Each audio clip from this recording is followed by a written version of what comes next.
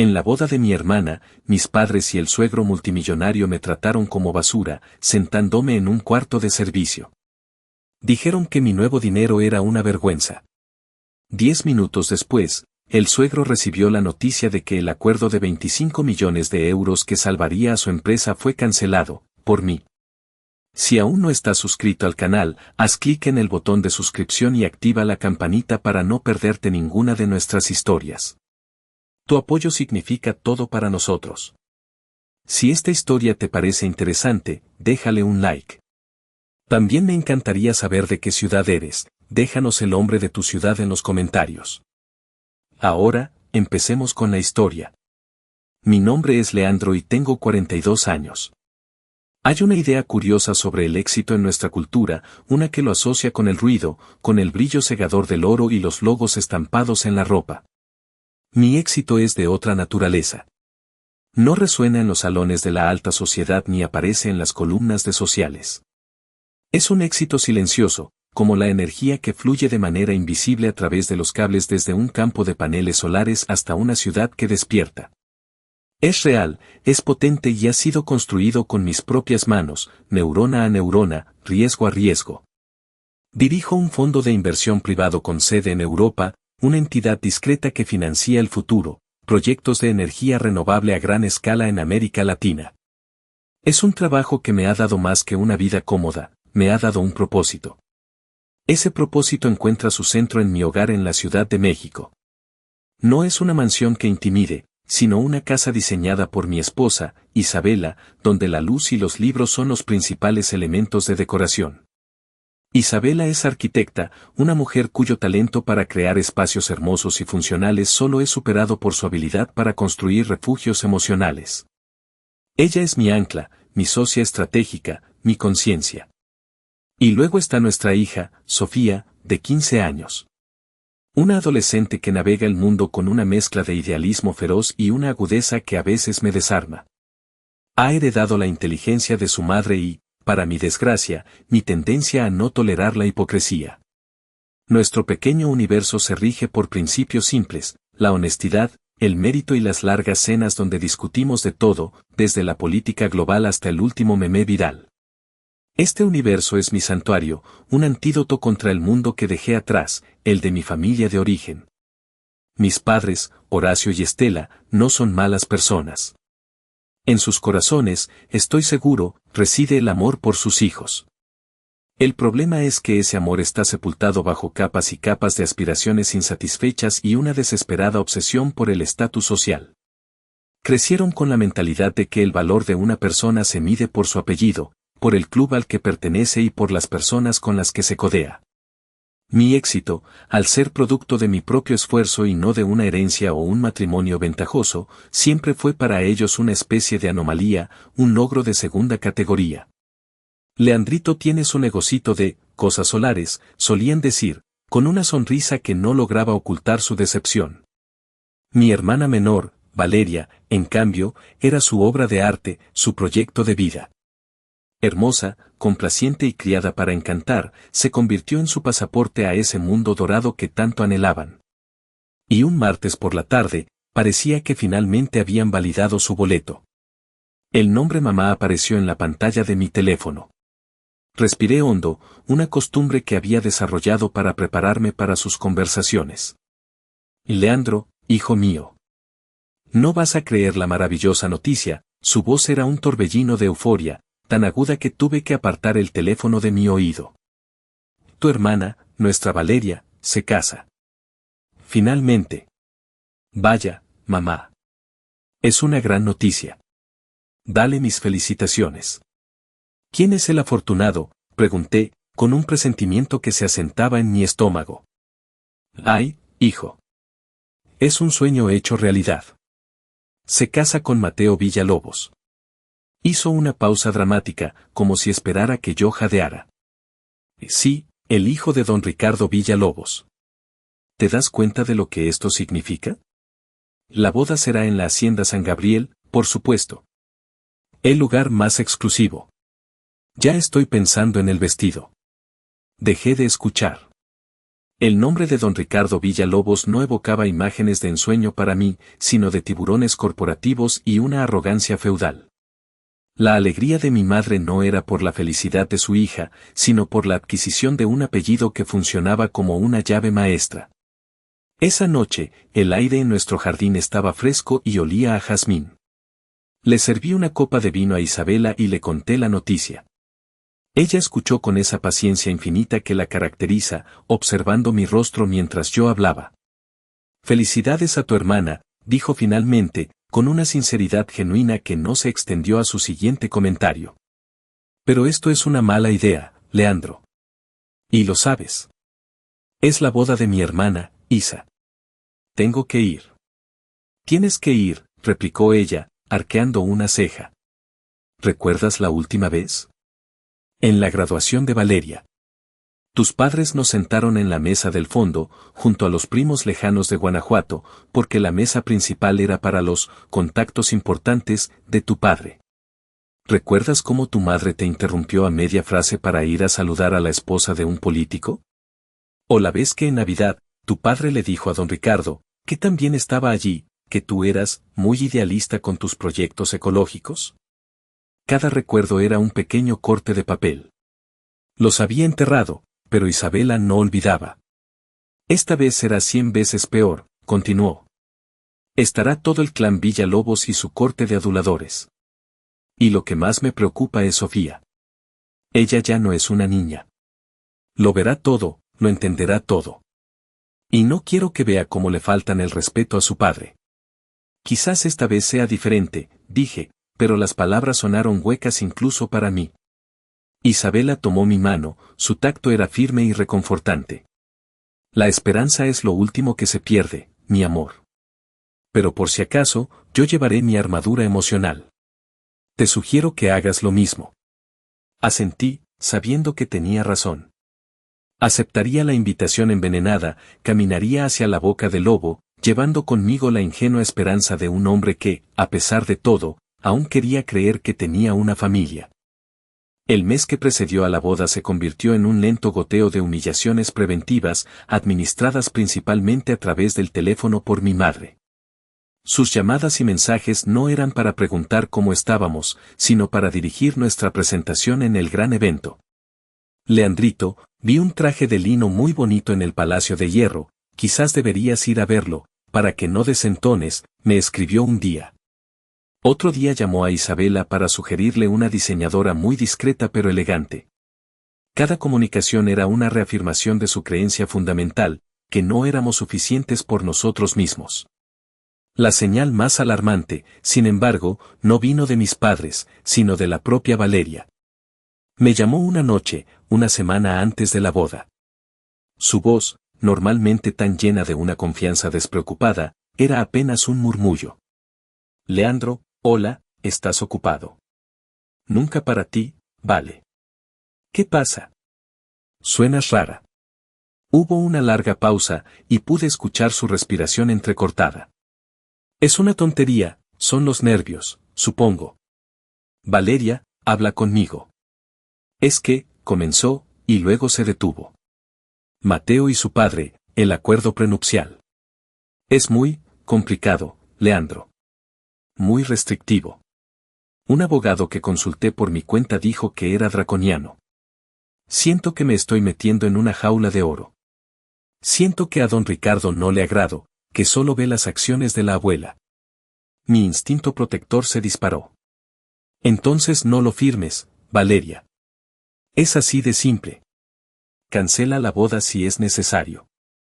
Ningún matrimonio vale tu paz mental ni tu patrimonio. Te puedo poner en contacto con los mejores abogados de México ahora mismo. No, no, por favor, su voz se llenó de pánico.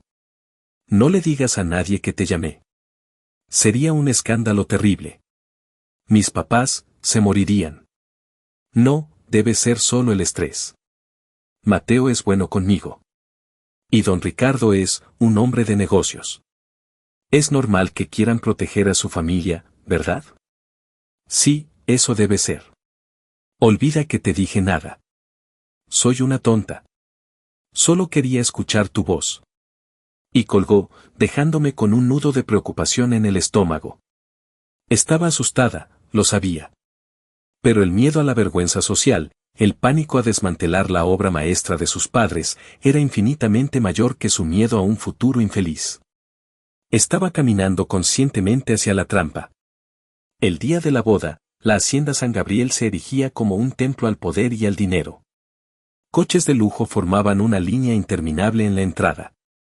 Hombres con trajes a la medida y mujeres que parecían flotar en nubes de seda y joyas se saludaban con besos al aire y sonrisas que no llegaban a los ojos. La música de una orquesta de cámara se mezclaba con el murmullo de conversaciones sobre viajes a Gestad y la última subasta de arte. Al bajar de nuestro coche, sentí la atmósfera opresiva de la actuación.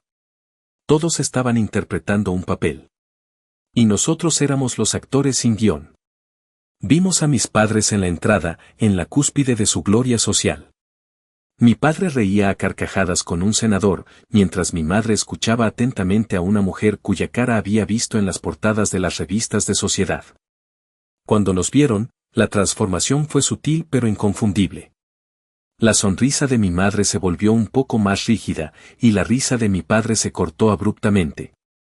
Nos dedicaron un saludo rápido antes de volver a sumergirse en sus importantes conversaciones. Fue Horacio, mi padre, quien finalmente nos arrancó de nuestro aislamiento para llevarnos ante el rey del festejo.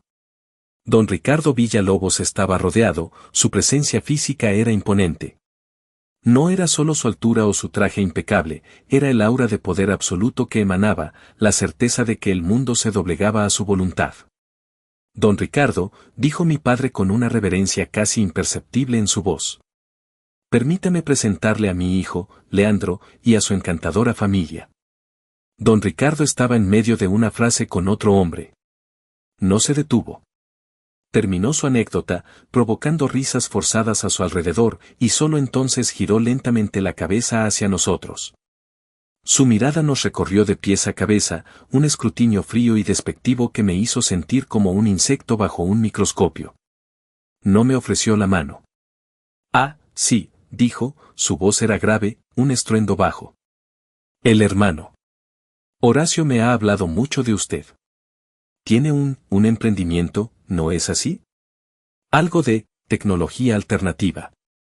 La forma en que pronunció tecnología alternativa la hizo sonar como si fuera sinónimo de vendedor de baratijas. En ese momento, una extraña calma me invadió. Mi mente, entrenada para analizar datos y evaluar riesgos, se desconectó de la ofensa personal y se conectó con el archivo mental que tenía sobre el grupo Villalobos.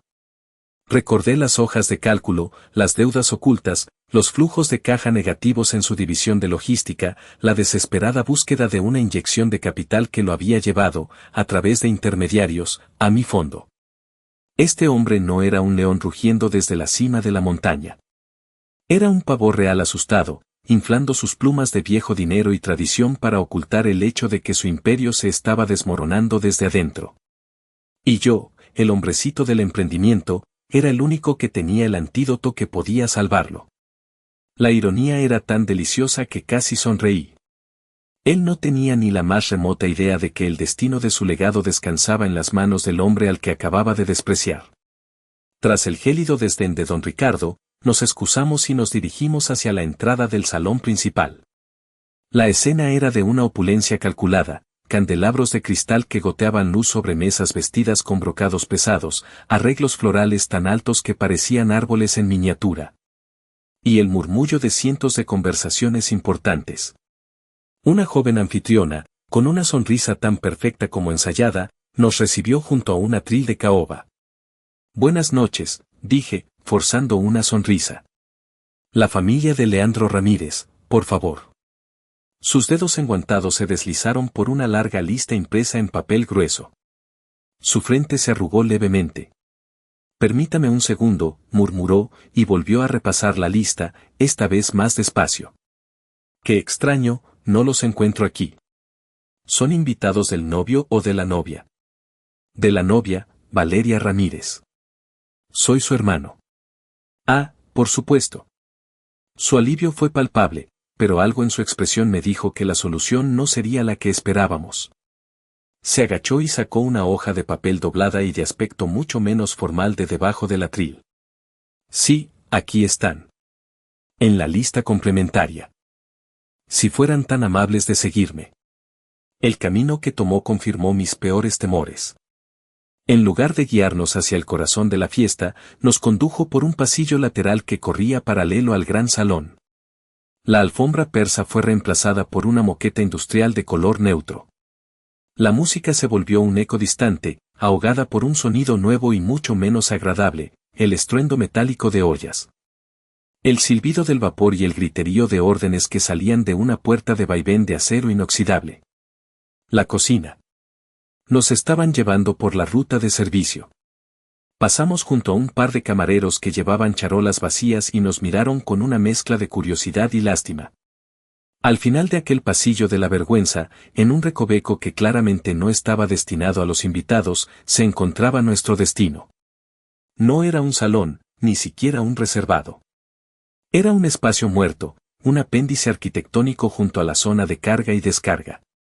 Allí, solitaria y absurda, había una única mesa redonda. Su mantel era de un blanco utilitario, sin adornos. Sobre ella, 3 sillas desparejadas. No había flores, no había velas, no había nombres. La única decoración era el constante ir y venir del personal de cocina y una vista sin obstáculos de los contenedores de basura a través de una ventana de servicio. Nos detuvimos. El aire olía a una extraña mezcla de desinfectante y aceite de cocina. La humillación ya no era una sutileza, era un muro de hormigón contra el que nos acabábamos de estrellar. Era un mensaje gritado a través de un megáfono: ustedes son una vergüenza, un secreto sucio que debe ser escondido. Isabela me tomó del brazo, sus uñas clavándose ligeramente en mi piel. Su rostro estaba pálido de ira.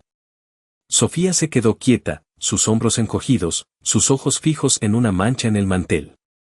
Verla así, mi hija vibrante y segura de sí misma reducida a una estatua de humillación, fue lo que finalmente quebró mi autocontrol.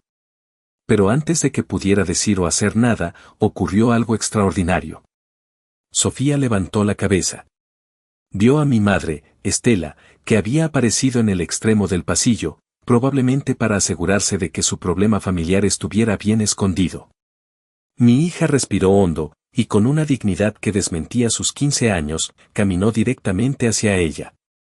«Abuela», dijo Sofía. Su voz no era alta, pero cortó el aire como un diamante. Mi madre se sobresaltó, una sonrisa falsa pegada en su rostro. «Sofía, querida. ¿Qué haces aquí? Su mesa está por allá, más íntima». «Lo sé, abuela». «La vi», respondió mi hija, sus ojos fijos en los de mi madre. «Y por eso te pregunto, mirándote a los ojos. ¿No te da vergüenza?» La sonrisa de Estela vaciló. «¿Vergüenza de qué, mi amor? No seas dramática». «Vergüenza de tratarnos así», continuó Sofía, su voz ganando fuerza. «A tu propio hijo. A mí, tu única nieta. ¿De verdad crees que no nos damos cuenta?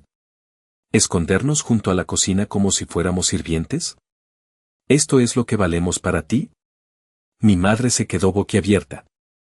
Intentó formular una respuesta, una excusa, pero las palabras no salieron. Fue desarmada, no por un ataque de ira, sino por la lógica implacable y la verdad hiriente de una niña. Fue un acto de valentía tan puro, tan inesperado, que me llenó de un orgullo feroz y una rabia helada. En ese instante, supe que la noche no terminaría con nosotros sentados en esa mesa. La defensa de mi hija exigía una respuesta. Y yo se la iba a dar.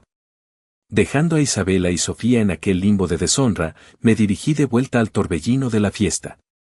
Mi rabia ya no era un fuego incontrolado, gracias a la intervención de mi hija, se había solidificado en un núcleo de propósito frío y afilado. Antes de buscar a mis padres, me detuve en un rincón apartado y le conté a Isabela por teléfono lo que Sofía había hecho y la respuesta de mi madre. «Esa es mi hija», dijo Isabela, su voz llena de un orgullo feroz.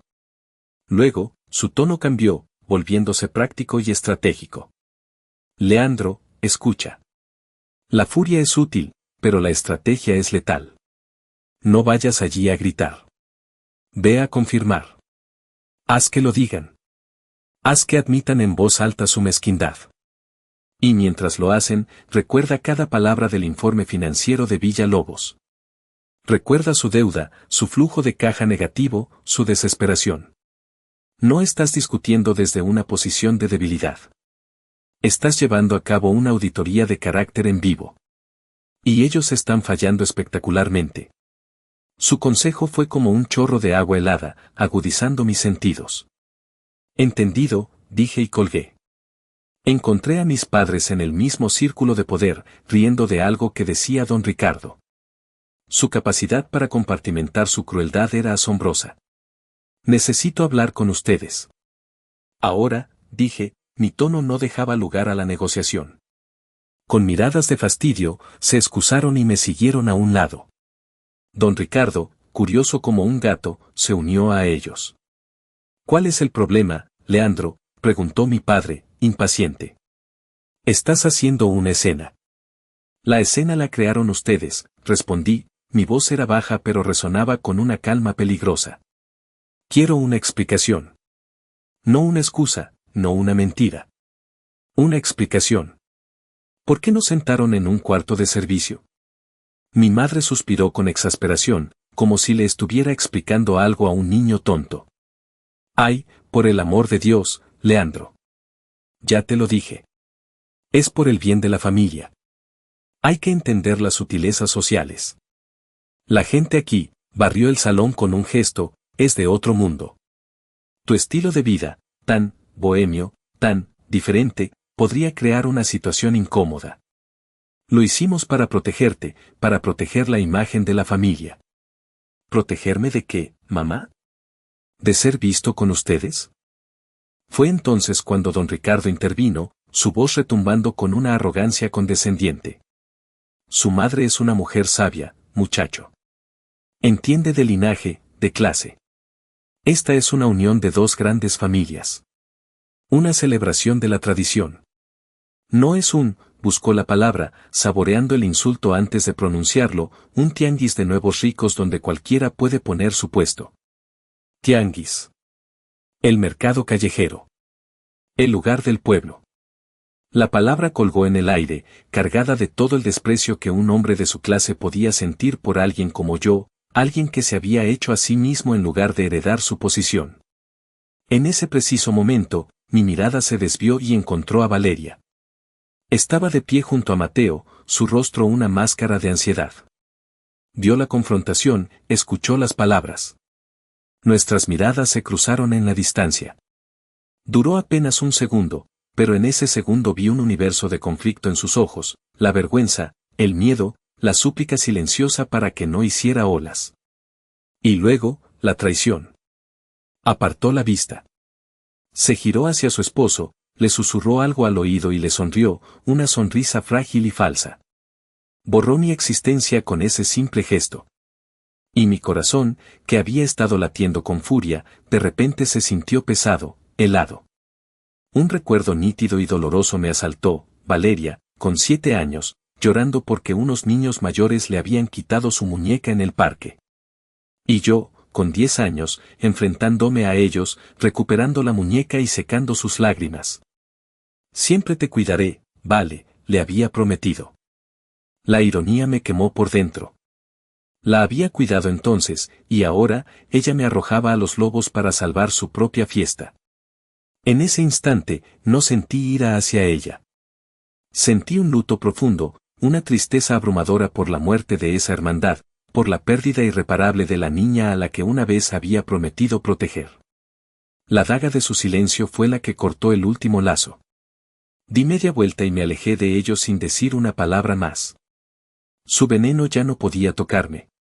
El dolor por la traición de mi hermana se había transformado en una resolución tan dura como el acero. Regresé al cuartucho, a mi pequeño exilio, donde mi verdadera familia me esperaba. Isabela leyó la historia completa en mi rostro. No hizo preguntas. Simplemente asintió, una confirmación silenciosa de que había llegado el momento. Sofía me miró, sus ojos llenos de una mezcla de aprensión y una fe incondicional en su padre. Me senté en una de las sillas desparejadas, el ruido de la cocina como una banda sonora discordante para el acto que estaba a punto de ejecutar. Saqué mi teléfono. Mis manos estaban completamente firmes. Antes de marcar, me permití un momento de reflexión final. No era un acto impulsivo. Era la culminación de años de pequeñas humillaciones, de desprecios sutiles, de sentirme un extraño en mi propia familia. Pero más allá de lo personal, era una decisión empresarial. Me vino a la mente la imagen de mis socios en Zúrich, de los pensionistas cuyos ahorros gestionábamos, de los inversores institucionales que confiaban en mi juicio. ¿Podría yo, con la conciencia tranquila, justificar la inversión de 25 millones de euros en una empresa dirigida por un hombre tan imprudente, tan cegado por su propia arrogancia que era incapaz de ver el valor o la amenaza que tenía delante? Un buen líder, un buen socio, es pragmático. Investiga. Evalúa. Respeta. Don Ricardo no había hecho nada de eso. Me había juzgado por la portada, sin molestarse en leer una sola página. Su comportamiento no era solo ofensivo, era un indicador de riesgo masivo. Era una bandera roja del tamaño de un continente. La decisión no era solo una represalia, era una obligación fiduciaria. Era proteger a mis inversores de un mal negocio encarnado en un hombre déspota. Con esa claridad mental, busqué el contacto de Gerardo.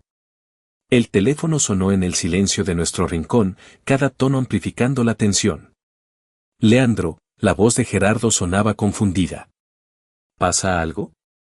Es más de la 1 de la mañana aquí. Hola, Gerardo. Lamento la hora.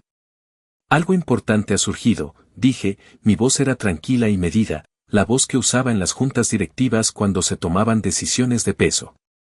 Te escucho, dijo, su tono volviéndose instantáneamente alerta. El acuerdo con el grupo Villalobos. Quiero que lo canceles. Hubo un silencio cargado al otro lado de la línea. Podía oír el débil sonido del tráfico de Madrid. Cancelar, repitió Gerardo, incrédulo. Leandro, la firma es en menos de 48 horas. Nuestro equipo legal le ha dedicado miles de horas. ¿Estás seguro? ¿Qué ha pasado? Completamente seguro, afirmé. La debida diligencia no se limita a los estados financieros, Gerardo.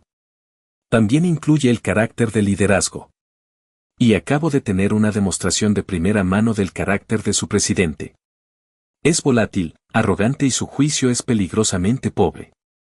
Representa un riesgo inaceptable para nuestro capital. Entiendo, dijo Gerardo lentamente, procesando la información. Riesgo de carácter. Eso es, serio. ¿Es una decisión final? Es final e irrevocable, declaré. Quiero que prepares un comunicado de prensa para emitir a las 9 de la mañana, hora de Madrid. Cita, diferencias irreconciliables en la visión estratégica y una reevaluación de los factores de riesgo asociados con el liderazgo actual de la compañía. Sé profesional, sé corporativo, pero sé definitivo. Este trato está muerto. Entendido, Leandro, dijo Gerardo, su voz ahora firme y eficiente. No hizo más preguntas. Confiaba en mi juicio, incluso sin conocer los detalles sórdidos. Lo manejaré personalmente. Considera el trato muerto. Gracias, Gerardo. Eres el mejor. Hablamos mañana. Colgué y deslicé el teléfono en mi bolsillo. Un peso que no sabía que cargaba se desvaneció de mis hombros. Miré a Isabela. Una lenta sonrisa se extendió por su rostro. No era una sonrisa de triunfo, sino de justicia. Luego miré a Sofía y le guiñé un ojo. Bueno, dije, poniéndome de pie. Creo que ahora sí estamos listos para felicitar a los novios. La energía en nuestro pequeño grupo de 3 había cambiado por completo. Ya no éramos los parientes exiliados, encogidos en la vergüenza. Al ponernos de pie, sentí una corriente de poder recorrer mis venas. Éramos una unidad, un frente unido por la dignidad. Isabela se irguió, su elegancia natural ahora imbuida de una fuerza formidable. Sofía, flanqueándome al otro lado, levantó la barbilla, sus ojos brillando con una mezcla de nerviosismo y una fe absoluta en lo que estábamos a punto de hacer. No éramos intrusos a punto de colarse en una fiesta. Éramos los jueces entrando en la sala del tribunal. Caminamos por el pasillo de servicio, nuestros pasos resonando con una nueva autoridad. Los mismos camareros que antes nos habían mirado con lástima ahora se apartaban a nuestro paso, sintiendo el cambio en el aire. Al llegar al umbral del gran salón, nos detuvimos por un instante, observando la escena. La orquesta tocaba un vals, y parejas de ancianos adinerados giraban lentamente por la pista de baile. El murmullo de la conversación era constante, un zumbido de autocomplacencia. Era un mundo hermético, a punto de ser reventado. Entramos. Nuestra entrada no fue ruidosa, pero fue sísmica. Fue el silencio lo que nos anunció. Las conversaciones más cercanas a la entrada flaquearon primero. Un hombre de negocios que reconocí como un viejo rival de don Ricardo dejó de hablar a mitad de una frase, una sonrisa maliciosa comenzando a formarse en sus labios. Una mujer con un collar de diamantes tan grande como un puño se giró, sus ojos abriéndose con sorpresa. El silencio se extendió en ondas, como cuando se lanza una piedra a un estanque. Las cabezas se giraron, una tras otra. Una conocida columnista de sociales sacó discretamente su teléfono y empezó a grabar. La música, sintiendo la extraña quietud, vaciló, perdió el ritmo y finalmente se detuvo con un quejido desafinado de un violín. En cuestión de segundos, todo el salón estaba en silencio, observándonos. Con una calma deliberada, comenzamos a caminar hacia el centro de la pista, donde Valeria y Mateo se habían quedado congelados, a mitad de un paso de baile. El único sonido eran nuestros pasos sobre el mármol pulido. Mi padre fue el primero en romper el hechizo, su rostro una máscara de pánico y furia. Se abrió paso entre la gente, susurrando permiso, permiso con los dientes apretados. ¿Se puede saber qué demonios estás haciendo?, siseó cuando llegó a mi lado, agarrándome del brazo. Estás montando un espectáculo. Vete ahora mismo. Ignoré su agarre y su voz. Mis ojos estaban fijos en don Ricardo, que avanzaba hacia nosotros desde la mesa principal. Su cara estaba roja, sus puños apretados. Era la viva imagen de la autoridad ofendida. Esto es el colmo, bramó, su voz lo suficientemente alta como para que todos la oyeran. He tenido suficiente de esta insolencia. Hizo una seña brusca a sus dos guardaespaldas que habían estado merodeando cerca. Seguridad. Quiero a estas personas fuera de mi vista.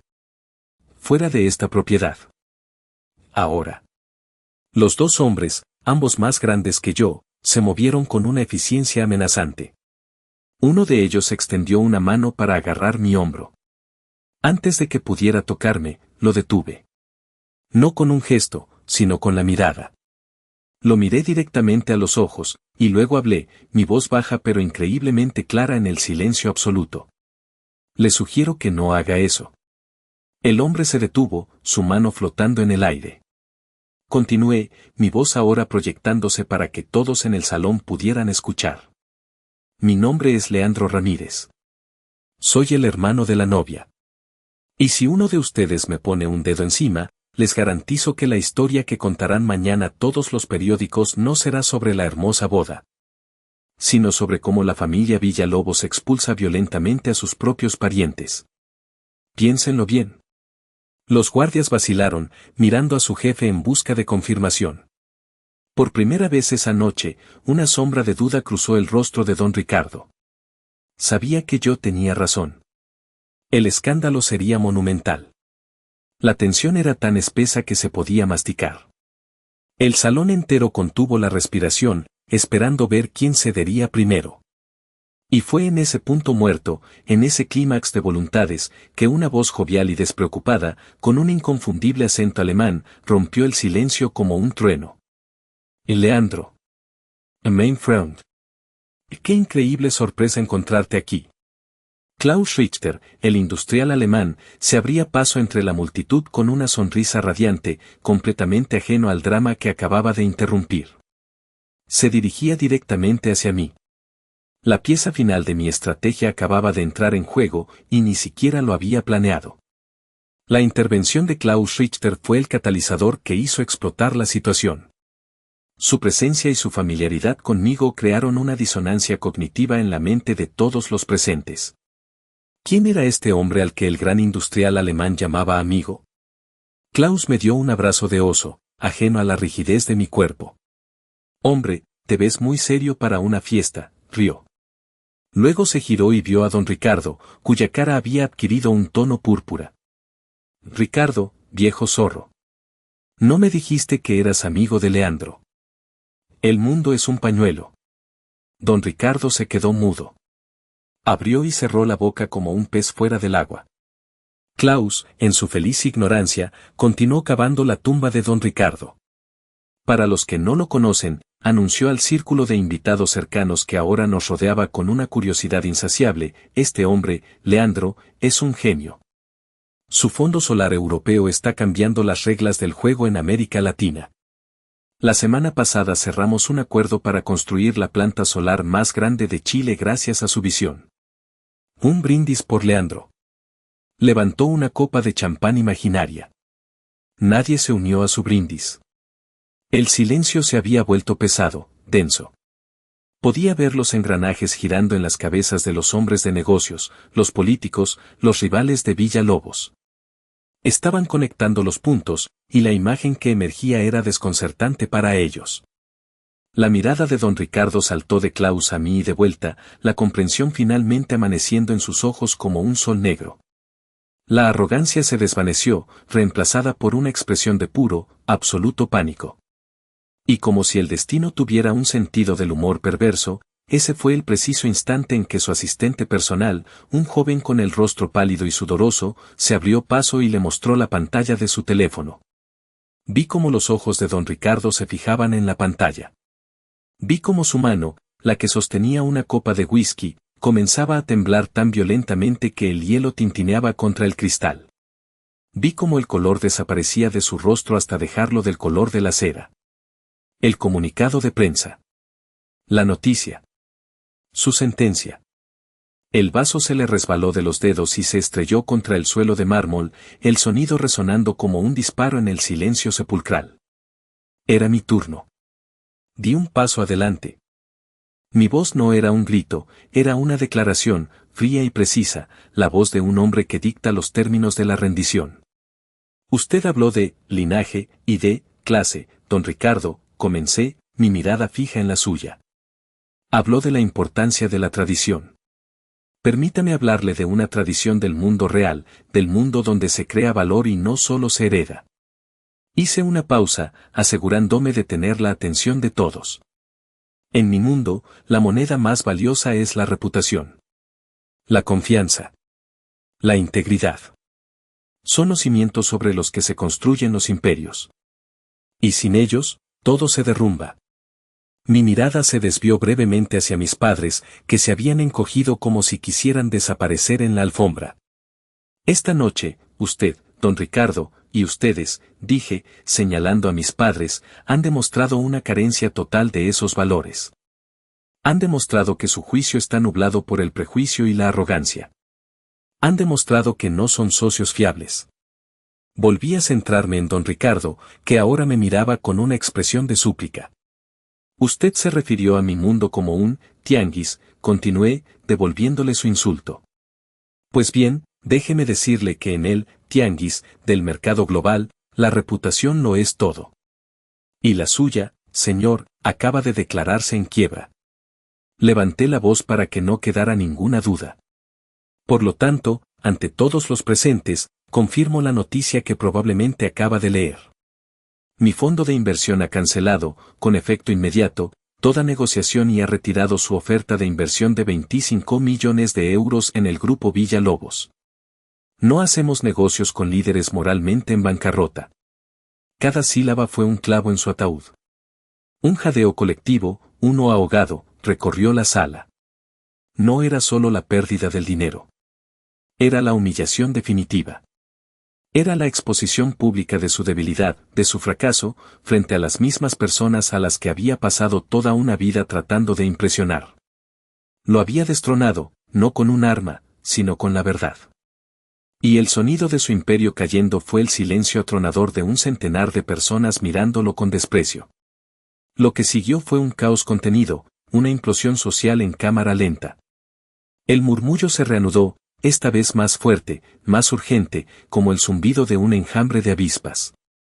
Los teléfonos móviles aparecieron por todas partes, los pulgares volando sobre las pantallas mientras la noticia se difundía más allá de las paredes de la hacienda. Don Ricardo, completamente descompuesto, dio un paso vacilante hacia mí. Su rostro era una trágica máscara de desesperación. Señor Ramírez. Leandro, por favor, suplicó, su voz, antes un trueno, ahora era un graznido patético. Fue un error. Una broma de mal gusto. No podemos dejar que esto afecte a nuestros intereses comunes. Extendió una mano temblorosa, como un mendigo pidiendo limosna. Simplemente lo miré, mi rostro inexpresivo, y no me moví. El rechazo de ese simple gesto fue más brutal que cualquier palabra. Su esposa, una mujer que parecía tallada en hielo, se acercó y lo tomó del brazo, tratando de alejarlo con la poca dignidad que les quedaba. Mis padres estaban perdidos en su propia isla de vergüenza. Se habían quedado solos. Las personas que los habían rodeado, que habían reído de sus chistes y elogiado su buen gusto, ahora les daban la espalda, literalmente. Vi a un político con el que mi padre había estado hablando antes darle la espalda y fingir una conversación intensa con su esposa. La marginación social que tanto temían se estaba materializando ante sus ojos. Era su infierno personal, y acababan de comprar un boleto de ida. En medio de este colapso, Valeria finalmente se rompió. Su llanto se convirtió en un grito desgarrador. Se giró hacia Mateo, su esposo de apenas unas horas, y lo golpeó en el pecho con los puños cerrados. Tú lo sabías. Tú permitiste que tu padre nos hiciera esto. Lo permitiste. Luego se giró hacia sus padres. ¿Y ustedes? Ustedes lo planearon. Me vendieron. Vendieron a mi hermano por un apellido. Su acusación, aunque tardía, era feroz. Pero ya no importaba. El daño estaba hecho. Me volví hacia mi familia. La única que me quedaba. Vámonos a casa, le dije a Isabela. Ella asintió, sus ojos llenos de una tristeza compasiva, no por ellos, sino por la destrucción que habíamos presenciado. Puse un brazo alrededor de Sofía, que se había mantenido en silencio, observándolo todo con una madurez que me partía el corazón. Comenzamos nuestro éxodo. La multitud se abrió a nuestro paso como las aguas del Mar Rojo. Nadie se atrevía a mirarnos directamente a los ojos, pero todos nos seguían con la mirada. Éramos el epicentro del desastre, y nuestra retirada era el acto final de la obra. Al pasar junto a mi tío Roberto, que se había quedado de pie, observando desde la distancia, me detuve un instante. Lo siento, tío. Lamento que tuvieras que ver esto. Él negó con la cabeza, sus ojos amables y tristes. No lo sientas, sobrino. A veces hay que quemar el campo para que algo nuevo pueda crecer. Lo que hiciste, suspiró, fue necesario. Hacía mucho tiempo que era necesario. Me dio una palmada en la espalda, un gesto de solidaridad que valía más que todo el oro de la hacienda. Continuamos nuestro camino hacia la salida, hacia el aire fresco y limpio de la noche. Cuando el aparcacoches nos trajo nuestro coche, mi teléfono vibró. Era un mensaje de mi tío Roberto. Cuídate mucho. Y cuida de esas dos mujeres valientes. Si necesitas algo, lo que sea, sabes que no estás solo. Tu familia de verdad está contigo. Leí el mensaje y se lo mostré a Isabela. Ella sonrió, una sonrisa genuina y cansada. Entramos en el coche y nos alejamos de la hacienda, dejando atrás las luces brillantes, la música rota y las ruinas de la soberbia. No hablamos mucho en el camino a casa. No era necesario. El silencio estaba lleno de todo lo que se había dicho y hecho. Habíamos ido a esa boda como los parientes pobres, los indeseables. Y nos íbamos como los únicos que no habían perdido nada de valor. Los días posteriores a la boda transcurrieron en una calma tensa. El escándalo, bautizado por la prensa como la boda roja de los Villalobos, fue la comidilla del mundo empresarial y social durante semanas. Las acciones del grupo Villalobos se desplomaron. Don Ricardo emitió un comunicado hablando de reestructuración interna, pero nadie le creyó. Su reputación estaba hecha jirones. Yo, por mi parte, me sumergí en el trabajo, tratando de procesar el cataclismo emocional. Sabía que un hombre como don Ricardo, acorralado y humillado, era un animal peligroso. No me sorprendió cuando la represalia llegó. Una tarde, Gerardo solicitó una videoconferencia urgente. Su rostro en la pantalla era grave. Leandro, como esperábamos, ha hecho un movimiento. Pero ha sido más torpe de lo que pensaba. Cuéntame. Hace 2 días, un supuesto cazatalentos contactó a David Saldaña, uno de nuestros analistas financieros más jóvenes. Le ofreció un puesto, de ensueño, en una firma competidora en Ginebra. Salario triplicado, bonificación de entrada de 6 cifras. Era demasiado bueno para ser verdad. Una trampa, afirmé. Exacto. David es listo. Sospechó desde el principio. Durante la segunda entrevista, el cazatalentos fue al grano. Le dijo que la oferta estaba condicionada a que proporcionara una muestra de su trabajo, específicamente, los borradores de nuestro próximo informe de estrategia de inversión para el mercado brasileño.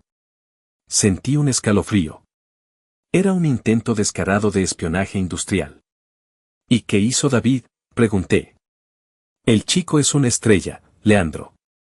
Fingió estar interesado, pidió que le enviaran la oferta por escrito para revisarla con su abogado. Él, cazatalentos, cometió el error de hacerlo. David grabó la llamada y nos lo trajo todo esta mañana.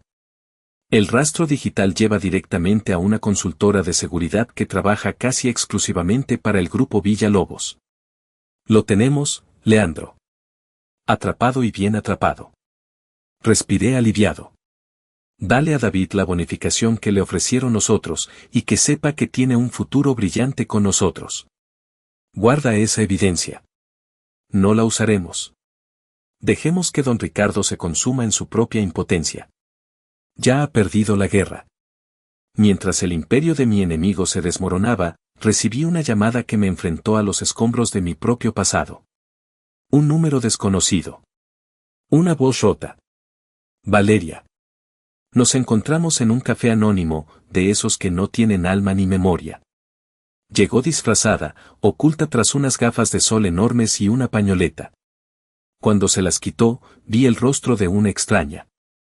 Había perdido peso, tenía ojeras profundas y la mirada de alguien que ha visto un fantasma. Gracias por venir, susurró. No respondí. Esperé. Sacó de su bolso un sobre abultado y lo deslizó sobre la mesa. Su mano temblaba. Tenías razón, dijo, su voz quebrada. En todo. Después de la boda, mi vida se convirtió en un infierno. Mateo y su padre me trataban como a una empleada, como a la culpable de su desgracia. Empecé a tener miedo. Recordé tu advertencia sobre el acuerdo prenupcial y contraté a un auditor forense por mi cuenta. Me contó el proceso. La investigación secreta, el descubrimiento de las cláusulas abusivas. Y luego, el hallazgo final. El auditor había conseguido acceso a los servidores de la empresa familiar de Mateo. Están en ese sobre, dijo, señalando con la barbilla. Correos electrónicos. Entre Mateo y su padre. De antes de la boda. Hizo una pausa, tragando saliva. Hablaban de mí. De cómo, una vez casados, planeaban usar mi historial de ansiedad para incapacitarme legalmente y tomar el control de las acciones de mi abuela. No solo querían mi herencia. Querían borrarme. La frialdad de su plan era monstruosa. Fui una cobarde, Leandro, dijo, y por primera vez me miró directamente a los ojos. Las lágrimas corrían libremente por sus mejillas. Estaba tan asustada de perder mi cuento de hadas que no vi que me estaba metiendo en una película de terror. Vi cómo te trataban, y no hice nada. No dije nada. Y lo siento. Dios, lo siento tanto. Pero ahora, Ahora no tengo a nadie más. Por favor, ayúdame. Miré los papeles, la prueba de su pesadilla. Luego la miré a ella, la hermana que había traicionado mi confianza. Una parte de mí, la parte herida, gritaba que la dejara ahogarse en las consecuencias de sus propias elecciones. Esa noche, le conté toda la historia a Isabela. Ella escuchó pacientemente, sin interrumpir.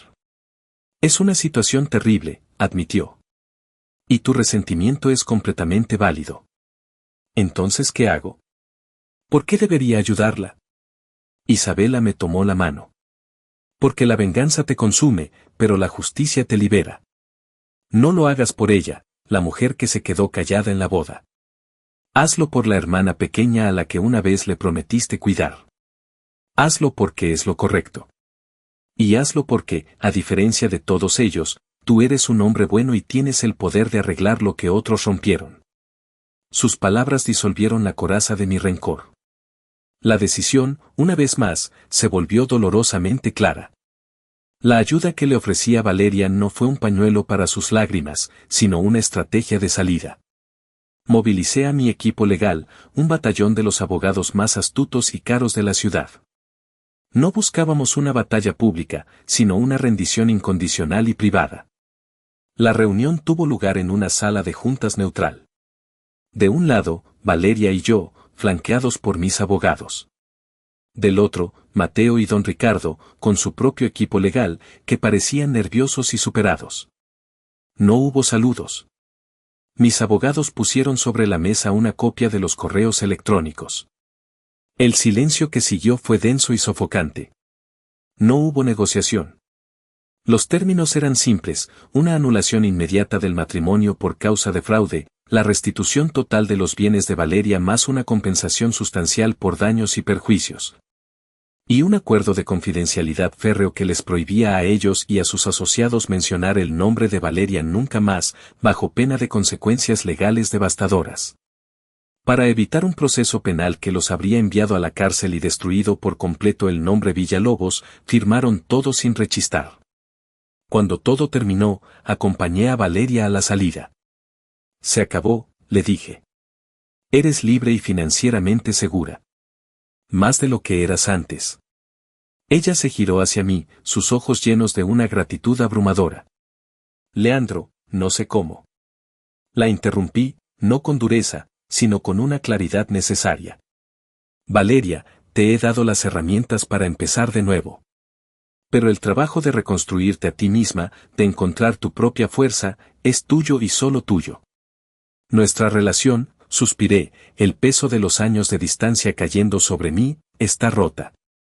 Quizás algún día, con mucho tiempo y esfuerzo de tu parte, podamos empezar a pegar los pedazos. Pero por ahora, necesito espacio. Necesito proteger a mi propia familia. Ella asintió, las lágrimas rodando por su rostro, pero esta vez, parecían lágrimas de entendimiento, no de autocompasión. Lo entiendo, susurró. Y gracias. Vi cómo se alejaba, una figura solitaria caminando hacia un futuro incierto pero propio. Sentí una punzada de tristeza, pero no de arrepentimiento. A veces, la única forma de salvar a alguien es soltarle la mano y dejar que aprenda a caminar por sí solo. Mis padres intentaron una última ofensiva. Cuando se enteraron de la anulación y de la traición de los Villalobos, me bombardearon con mensajes. Hijo mío, qué tragedia. Esa gente nos engañó a todos. Tenemos que estar más unidos que nunca, escribió mi madre. Leandro, tu madre está destrozada. Necesita a su hijo. Cometimos errores, pero la familia es la familia, escribió mi padre. Leí cada palabra. Eran como ecos de un idioma que ya no entendía. No hablaban de remordimiento por lo que me habían hecho a mí, sino de su propia desgracia al haber apostado por el caballo equivocado. Con cada mensaje, borraba la conversación. Mi silencio era mi respuesta. La puerta a mi vida, que una vez estuvo abierta de par en par para ellos, ahora estaba cerrada, con cerrojo y candado. Han pasado 6 meses. La vida ha encontrado un nuevo y pacífico ritmo. Es domingo. El sol de la tarde baña nuestro jardín en una luz dorada. Estoy de pie junto a la parrilla, el olor a romero y a carne asada llenando el aire. Isabela está leyendo en una hamaca, una sonrisa perezosa en sus labios. Sofía está sentada en el césped, mostrándole a su madre un video divertido en su teléfono. La risa de ambas es la mejor música que he escuchado nunca. En la mesa de jardín, mi teléfono empieza a vibrar, un sonido casi violento en medio de tanta paz. Echo un vistazo. La pantalla brilla con un nombre que es a la vez familiar y extrañamente distante. Mamá. El teléfono sigue vibrando. 1 segundo. 2. 3. Nadie en mi jardín se mueve. Isabela levanta la vista de su libro, sus ojos encontrándose con los míos. No hay una pregunta en ellos, solo un apoyo silencioso. Sofía deja de reír, su mirada fija en mí. Están esperando mi decisión, pero ya está tomada. Dejo que el teléfono siga vibrando hasta que la llamada se corta y pasa al buzón de voz. El silencio regresa, más profundo y significativo que antes. Me vuelvo hacia la parrilla, le doy la vuelta a un filete. El chisporroteo es el único sonido que importa. Isabela se levanta, se acerca y me rodea con sus brazos por la espalda, apoyando su barbilla en mi hombro. Siento el calor de su cuerpo, la solidez de su presencia. Este es mi hogar. Esta es mi familia. Me dicen que la sangre es más espesa que el agua.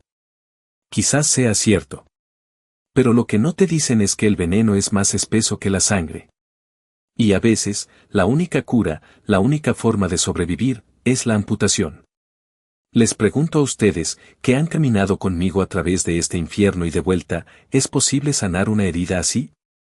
¿O hay lazos que, por amor propio y por la protección de aquellos a quienes amamos de verdad, es mejor, y más sano, cortar para siempre?